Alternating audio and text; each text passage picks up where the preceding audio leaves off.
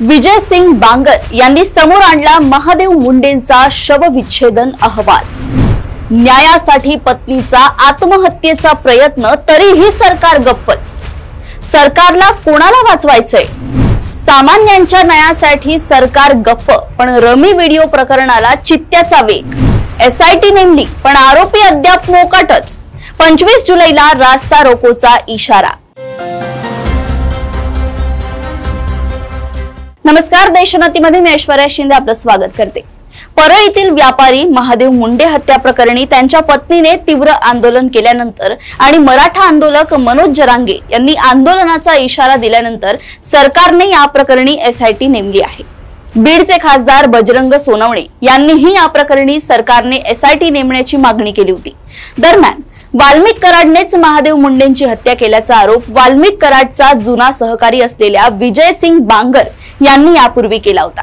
आता पुन्हा एकदा बांगर यांनी बीड मध्ये पत्रकार परिषद घेत महादेव मुंडेंना कसं आणि कुठे मारलं याची इत्तंभू माहिती दिली आहे।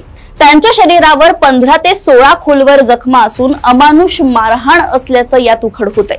ते घरी जात असताना कराडचा मुलगा श्री आणि त्याच्या साथीदाराने रेकी केली आणि हत्या केली। मुंडेंचा जीव जागेवर गेला नाही, तर क्रूर हत्या करण्यात आली आहे। त्यांच्या पायावर जखमा करण्यात आल्या। रेंगाळत असताना गालावर वार केला, नंतर अन्ननलिकेवर वार करण्यात आला।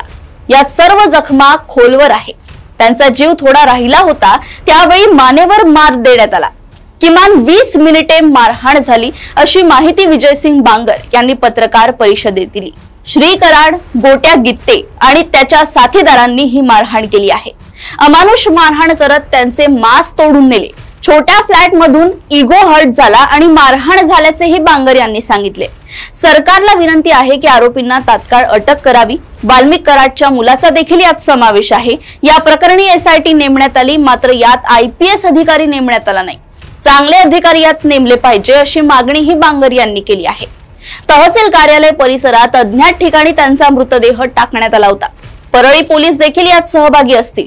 हत्या होत असताना पोलीस हटकत होते। यामुळे या प्रकरणात मुंडे कुटुंबाला न्याय मिळाला नाही, तर अराजकता पसरेल म्हणून 25 तारखेला रास्ता रोको आंदोलन केले जाणार आहे, अशी माहितीही बांगर यांनी दिली आहे। महादेव मुंडे यांच्या हत्या प्रकरणी पोलिसांकडून कारवाईला दिरंगाई होत असल्याचा आरोप करत मृत महादेव मुंडेंच्या पत्नी ज्ञानेश्वरी मुंडे यांनी नुकताच आत्महत्येचा प्रयत्न केला होता।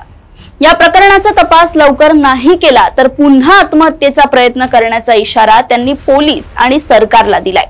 तसंच धनंजय मुंडे यांच्या बंगल्यावरून वाल्मिक कराडने फोन केला आणि या प्रकरणाचा तपास थांबवल्याचा गंभीर आरोप देखील ज्ञानेश्वरी मुंडे यांनी केलाय। आता यावर रोहित पवारांनीही संताप व्यक्त केलाय।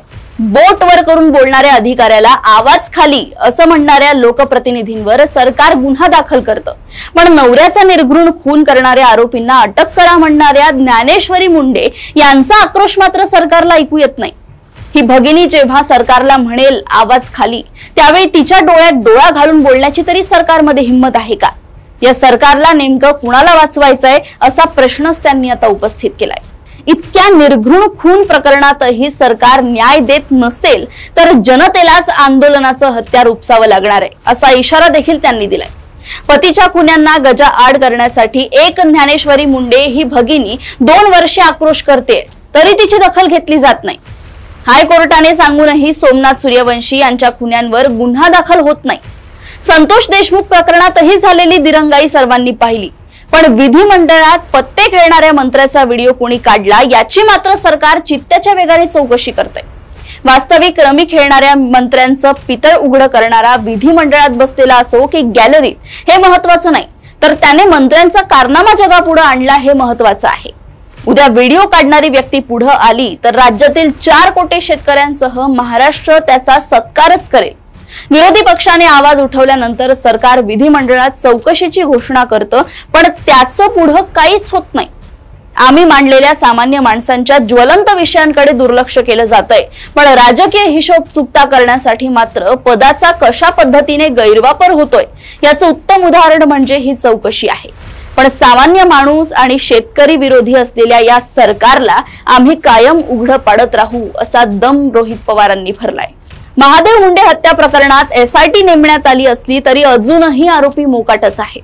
पीडित पत्नीचा आक्रोश, आंदोलकांचा इशारा आणि विरोधकांचा सवाल हे सगळं असूनही सरकारची प्रतिक्रिया मंदच आहे. न्याय मिळेपर्यंत लढा सुरूच राहणार हे निश्चित.